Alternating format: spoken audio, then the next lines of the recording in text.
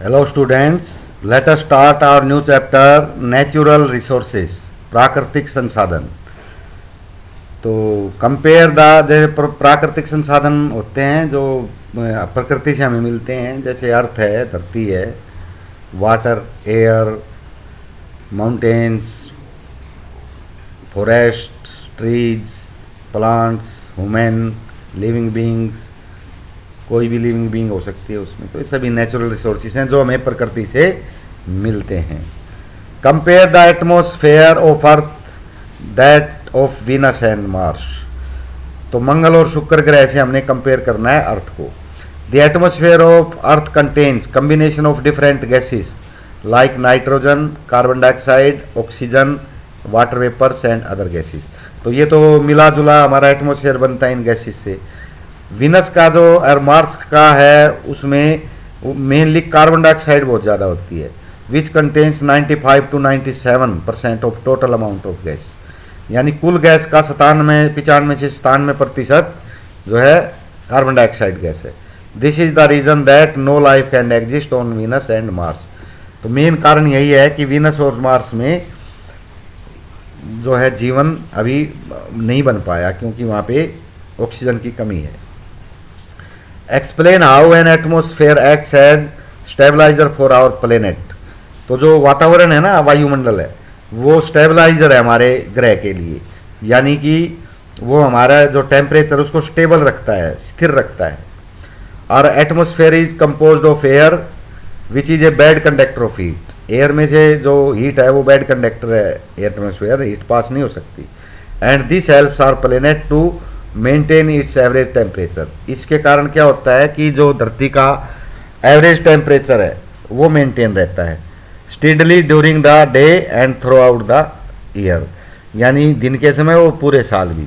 थोड़ा बहुत परिवर्तन आता है, जैसे सर्दियों में थोड़ा सी ठंड बढ़ जाती है, गर्मियों में गर्मी बढ़ जाती है, लेकिन वो ऐसा है कि जो स्टेबल रहता है। यानी गर्मियों में भी 48-50 डिग्री तक जा सकता है, इसके बाद नहीं जाता। तो वो एटमोसफेयर के कारण है।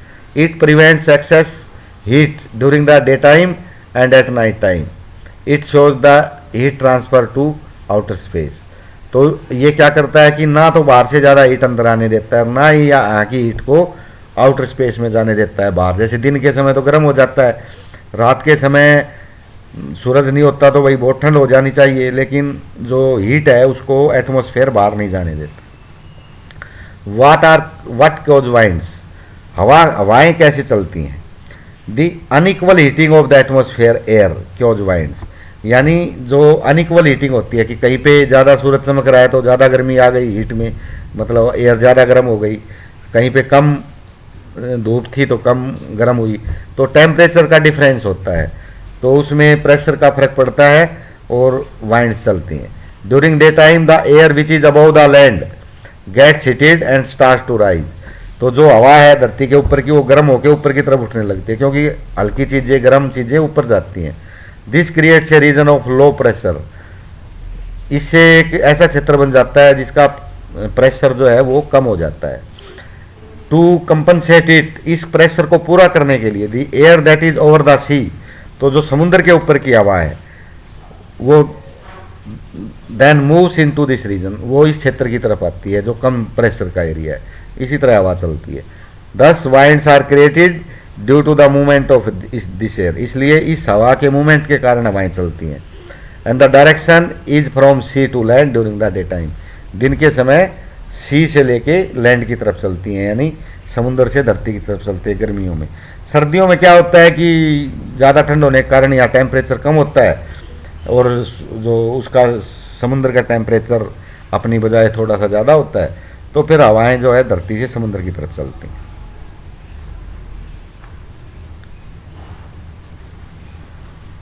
Explain the formation of clouds. बादल कैसे बनते हैं। Water bodies and other water sources gate heated during day time. जो वाटर बॉडी हैं यानी जिनमें पानी होता है, जैसे नहरें हैं, नदियां हैं, समुद्र है, तालाब हैं, इस प्रकार की चीज़ें, तो वो दिन के समय गर्म हो जाता है। And evaporate of water takes place, और उसमें वाष्पीकरण होता है जो ऊपर की तरफ उठता है क्योंकि उसमें थोड़ा गर्म होता है। Which rise along with the warm air, तो गर्म हवा के साथ साथ वो ऊपर की तरफ चले जाते हैं। When the air rises it cools and expand, जब नीचे की हवा ऊपर उठती है, राइज करती है क्योंकि गर्म है वो, ऊपर जैसे ही वो राइज करेगी वो ठंडी होती चली जाएगी और फिर वो एक्सपेंड हो जाती है, खुल जाती है। The water vapours condense around the dust particle to form tiny droplets of water, तो वो वाटर वेपर्स क्या है वो भी ठंडे हो जाते हैं और वो जब किसी सरफेस के लगते हैं जैसे डस्ट पार्टिकल है उन पे लगते हैं तो वो वहाँ पे चिपक के बूंद के रूप में बन जाते हैं। These droplets combine to form clouds, जब ये ड्रॉपलेट कंबाइन हो जाते हैं तो बादल बनते हैं। Name some human activities that cause air pollution, तो जो एयर पोल्यूशन करते हैं, हवा प्रदूषण करते हैं, वायु, वो कौन कौन से होते हैं। Smoke from industries and factories cause air pollution, तो जो फैक्ट्रियों से धुआं निकलता है उससे हवा खराब होती है। Due to burning of fossil fuel, या जब हम फ्यूल जलाते हैं हार्मफुल गैसेस निकलती हैं उसमें से, तो वो भी वो पोल्यूशन करती हैं। Air pollution is caused by mining और रिफाइनिंग एंड फॉरेस्ट फायर, तो जंगलों में आवाज़ लगती है या माइनिंग करते हैं हम, नीचे से मिनरल निकालते हैं या जो और निकलते हैं नीचे से उसको रिफाइन करके मेटल वगैरह बनाते हैं, तो इससे भी पोल्यूशन होता है। The chlorofluorocarbons from the air conditioner cause pollution, तो जो हम एयर कंडीशन या आपकी फ्रिज वगैरह होती है ना उनमें CFC या क्लोरोफ्लोरोकार्बन भरे जाते हैं लिक्विड के रूप में, तो वो भी एयर पोल्यूशन फैलाते हैं। Is water N essential resource of living organism, क्या पानी जीवित चीज़ों के लिए इसेंशियल है, ज़रूरी है।